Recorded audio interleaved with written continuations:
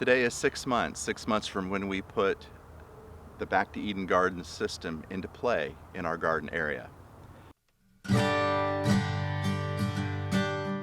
Thank you guys for joining us today. Just wanted to give you a little update on our sick little puppy, Dulcie. She seems to be doing a little bit better today, still not eating. She tends to have tummy issues, so we're hoping today she'll perk up. Originally there was 6 inches of wood chips. And these wood chips came from a tree service, so they had leaves. You can actually see a leaf there. Wood chips, so it had a good nitrogen to carbon ratio. Over the course of the summer we added another 2 inches, so there's been at least 8 inches of wood chips in play. And this is only 6 months, but we wanted today to come out here kind of at the anniversary of the Back to Eden system to see, did this work? Is this working for us? So we're going to do a couple things. We're going to examine what's happening here in this spot. We just picked a spot. Obviously it's undisturbed. You can see a little darker line here because this is where our squash was planted. Is there something else? Maybe kale is planted here as well? Yeah. Or collards? Yeah, kale. So there was several things planted in this area. Those have long gone. And it's been resting and composting in place. So first question I want to ask is, how deep is it? And then the second question, is there any evidence of life in the soil? Because we did this to build life in soil that was generally just very sandy, very void of nutrients. So we're composting in place for that reason. So first let's pull this back, and it's obviously a little dry on the top, very dry and loose.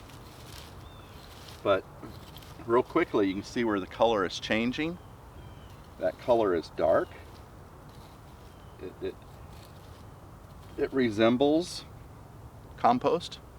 If we were putting compost, it's almost, and we're not a half an inch in. We're already there.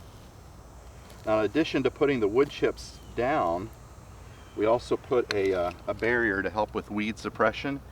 And you can see around us, there's not a lot of weed pressure here. Some places there are, it depends on how thick the mulch is, right? But the thicker the mulch, the fewer the weeds we had, and the easier those weeds are to pull. But this right here is already a very moist, very rich compost. You can see how it's even holding together. Still very carbon oriented. There's a lot of still visible chips here. So there's more to break down, but remember this was, what do we say, sweetie, about 8 inches ultimately. Total. Now I haven't hit native soil yet. I'm trying to pull it back this way so we can measure where that native soil comes, so we can see how much composting has happened.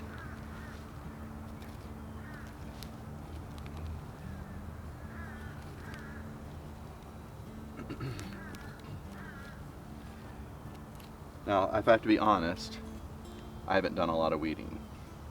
You're more the daily gardener. Yeah, have you had to do much weeding? A little bit here and there, just more therapeutic weeding than anything, but very little.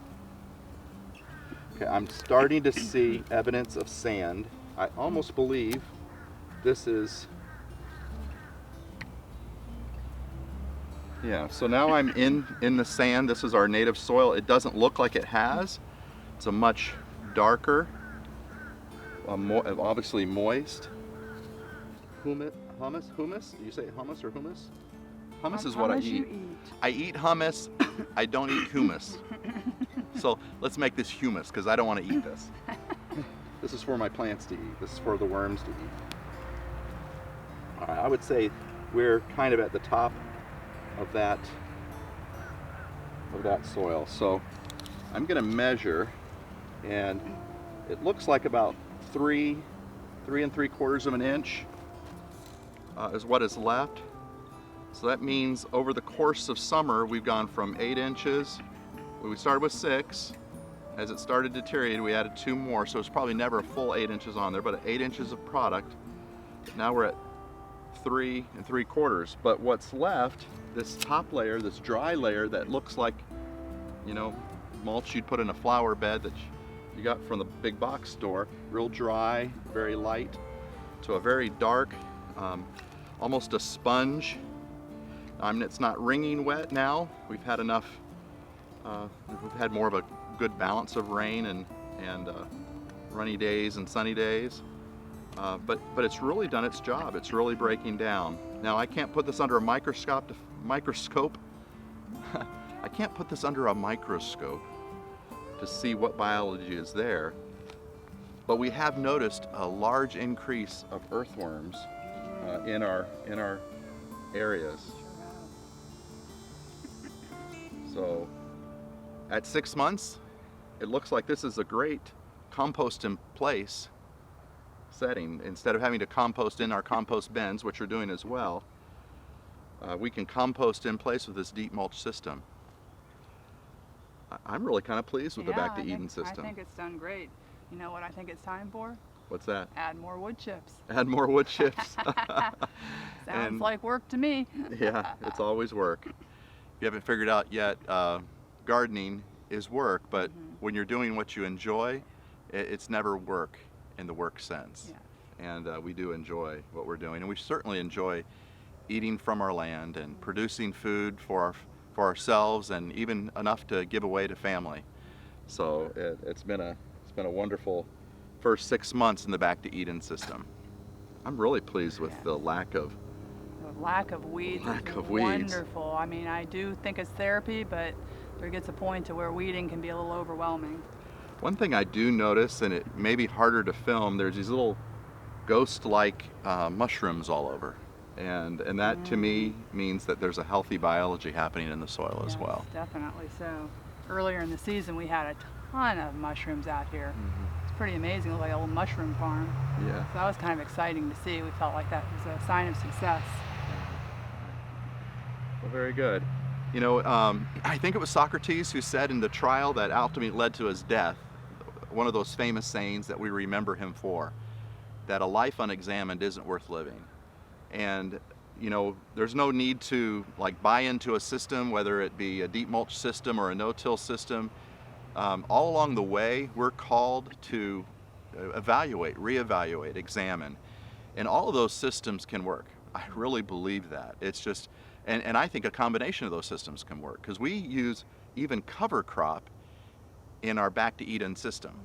And maybe in future videos we'll show you how that's worked, and I think it's been amazing so far as well, the way the cover crop system works even in the Back to Eden system. So the no-till, the Back to Eden, the cover crop are all wonderful systems, because ultimately what we're doing, and the goal of each one of those things, is not to disturb soil life, but build soil life. And that's certainly what we need to do here. Because in Florida especially, if you live in a climate with a lot of sand, there's not a lot of organic material there. You have to bring that in. You have to add that to you have to amend. You can't, Florida's one of those unique places that'll grow all kinds of things.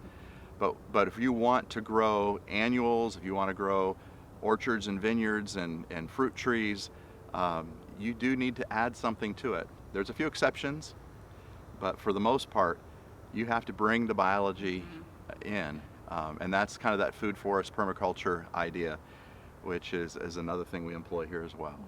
So thank you for joining us today. Thank you for being a part of this journey with us.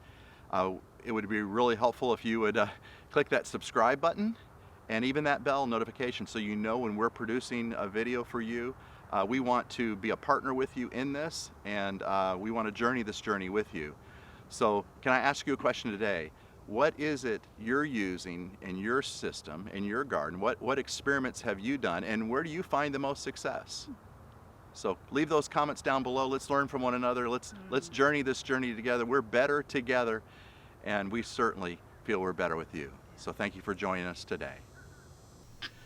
Hey friends, we come to you today to say thank you for watching. Thank you for being a part of our journey. But this is a special day on the homestead, and every day I hope I celebrate my love for you, and we try to do that every day.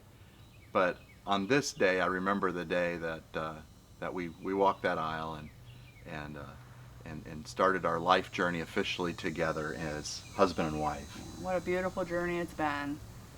It has been.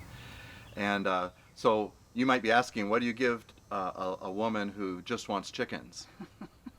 And so I thought, well, I can give her a chicken to start. And so What do you have? I have a... I don't hear anything. Oh, I love it. That's a beautiful chicken. Isn't Actually, that I adorable? think it might be a rooster. Oh, I think you might be right. A quiet rooster. That's the best kind for us. Rooster. Aw, So, thank you. baby. I love you. That's beautiful. Best present ever. There you go. So I hope you make every day special. I hope you make the ones you love, feel loved. Don't take anything for granted. In a couple of days, we're going to share a part of our story that is pretty extraordinary, and a day I almost lost my life. So coming in October 4th, we're going to share that story. It's the anniversary, the 1-year anniversary of that day that was somewhat tragic, but you know, miracles abounded. Life was spared, and we're grateful for that. So we don't take our days together for granted. We don't take our life flippantly. We don't think that we have tomorrow. We enjoy today. We celebrate today. And we celebrate today with you. So thank you for being a part of our journey. Thank you. Love my rooster. Oh, that's beautiful. Not quite a warm and fuzzy. Oh, no, you can't quite look at it. I love it. They won't run away. Beautiful, no. I don't think the owl will eat it. No noise problem. A little clanking. Awesome. Yeah. Thank you. Sure outdid me this year.